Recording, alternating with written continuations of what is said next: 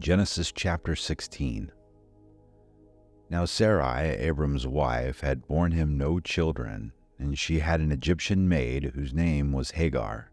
So Sarai said to Abram, Now behold, the Lord has prevented me from bearing children. Please go into my maid. Perhaps I will obtain children through her. And Abram listened to the voice of Sarai. After Abram had lived 10 years in the land of Canaan, Abram's wife Sarai took Hagar the Egyptian, her maid, and gave her to her husband Abram as his wife. He went into Hagar, and she conceived, and when she saw that she had conceived, her mistress was despised in her sight. And Sarai said to Abram, May the wrong done to me be upon you. I gave my maid into your arms, but when she saw that she had conceived, I was despised in her sight. May the Lord judge between you and me. But Abram said to Sarai, Behold, your maid is in your power. Do to her what is good in your sight. So Sarai treated her harshly, and she fled from her presence. Now the angel of the Lord found her by a spring of water in the wilderness, by the spring on the way to Shur. He said, Hagar, Sarai's maid, where have you come from, and where are you going? And she said, I am fleeing from the presence of my mistress Sarai. Then the angel of the Lord said to her, Return to your mistress and submit yourself to her authority. Moreover, the angel of the Lord said to her, I will greatly multiply your descendants, so there will be too many to count. The angel of the Lord said to her further, Behold, you are with child, and you will bear a son. And you shall call his name Ishmael, because the Lord has given heed to your affliction. He will be a wild donkey of a man. His hand will be against everyone, and everyone's hand will be against him, and he will live to the east of all his brothers. Then she called on the name of the Lord, who spoke to her, You are a God who sees, for she said, Have I even remained alive here after seeing him? Therefore the well was called Ber-lahai-roi. Behold, it is between Kadesh and Bered. So Hagar bore Abram a son, and Abram called the name of his son, whom Hagar bore, Ishmael. Abram was 86 years old when Hagar bore Ishmael to him. Genesis chapter 17. Now when Abram was 99 years old, the Lord appeared to Abram and said to him, I am God Almighty, walk before me and be blameless.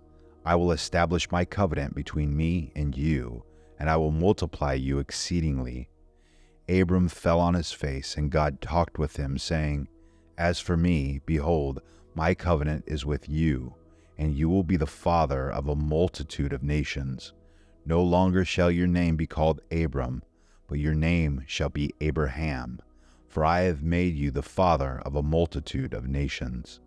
I will make you exceedingly fruitful, and I will make nations of you, and kings will come forth from you. I will establish my covenant between me and you and your descendants after you throughout their generations for an everlasting covenant, to be God to you and to your descendants after you. I will give to you and your descendants after you the land of your sojournings, all the land of Canaan, for an everlasting possession, and I will be their God.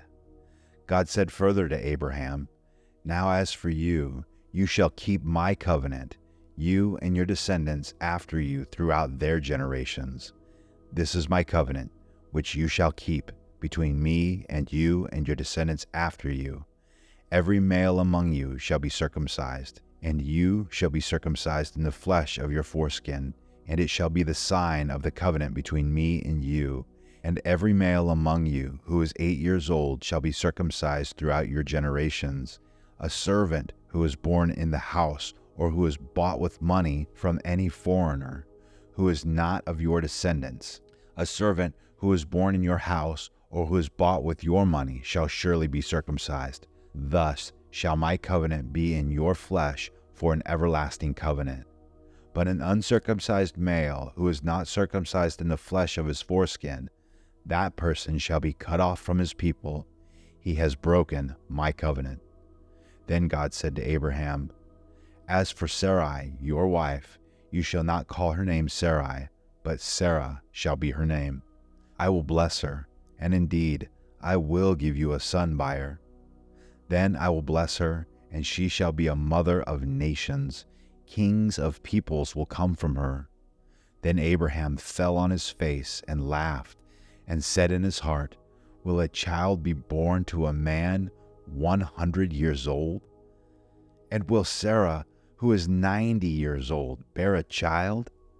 And Abraham said to God, Oh, that Ishmael might live before you. But God said, No, but Sarah your wife will bear you a son, and you shall call his name Isaac. And I will establish my covenant with him for an everlasting covenant for his descendants after him. As for Ishmael, I have heard you. Behold, I will bless him, and will make him fruitful, and multiply him exceedingly. He shall become the father of 12 princes, and I will make him a great nation. But my covenant I will establish with Isaac, whom Sarah will bear to you at this season next year. When he finished talking with him, God went up from Abraham. Then Abraham took Ishmael his son, and all the servants who were born in his house, and all who were bought with his money, every male among men of Abraham's household, and circumcised the flesh of their foreskin in the very same day, as God had said to him. Now Abraham was 99 years old when he was circumcised in the flesh of his foreskin, and Ishmael his son was 13 years old when he circumcised him in the flesh of his foreskin. In the very same day Abraham was circumcised, and Ishmael his son. All the men of his household who were born in the house or bought with money from a foreigner were circumcised with him. Genesis chapter 18. Now the Lord appeared to him by the oaks of Mamre while he was sitting at the tent door in the heat of the day. When he lifted up his eyes and looked, behold, 3 men were standing opposite him. And when he saw them, he ran from the tent door to meet them and bowed himself to the earth and said, My Lord, if now I have found favor in your sight, please do not pass your servant by. Please let a little water be brought, and wash your feet, and rest yourselves under the tree, and I will bring a piece of bread, that you may refresh yourselves. After that you may go on, since you have visited your servant. And they said, So do as you have said. So Abraham hurried into the tent to Sarah and said, Quickly prepare 3 measures of fine flour, knead it, and make bread cakes. Abraham also ran to the herd, and took a tender and choice calf, and gave it to the servant, and he hurried to prepare it. He took curds and milk and the calf which he had prepared, and placed it before them, and he was standing by them under the tree as they ate. Then they said to him, Where is Sarah your wife? And he said, There in the tent. He said, I will surely return to you at this time next year, and behold, Sarah your wife will have a son. And Sarah was listening at the tent door, which was behind him. And Abraham and Sarah were old, advanced in age. Sarah was past childbearing. Sarah laughed to herself, saying, After I have become old, shall I have pleasure, my Lord being old also? And the Lord said to Abraham, Why did Sarah laugh, saying, Shall I indeed bear a child when I am so old? Is anything too difficult for the Lord? At the appointed time I will return to you at this time next year, and Sarah will have a son. Sarah denied it, however, saying, I did not laugh, for she was afraid. And he said, No, but you did laugh. Then the men rose up from there and looked down towards Sodom, and Abraham was walking with them to send them off. The Lord said, Shall I hide from Abraham what I am about to do, since Abraham will surely become a great and mighty nation, and in him all nations of the earth will be blessed?